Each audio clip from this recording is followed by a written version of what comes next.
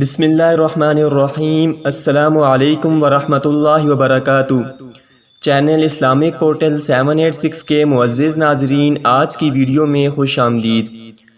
ناظرین، آج کی ویڈیو میں حضرت علی رضی اللہ تعالی عنہ کا ایمان تازہ کر دینے والا واقعہ آپ کی خدمت میں پیش کریں گے۔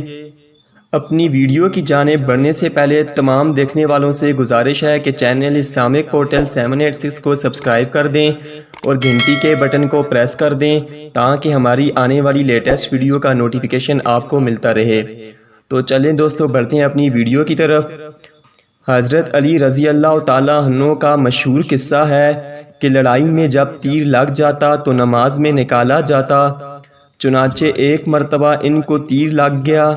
لوگوں نے نکالنے کی کوشش کی مگر نہ نکل سکا۔ آپس میں مشورہ کیا گیا کہ جب نماز میں مشغول ہو جائیں گے تب نکال لیں گے۔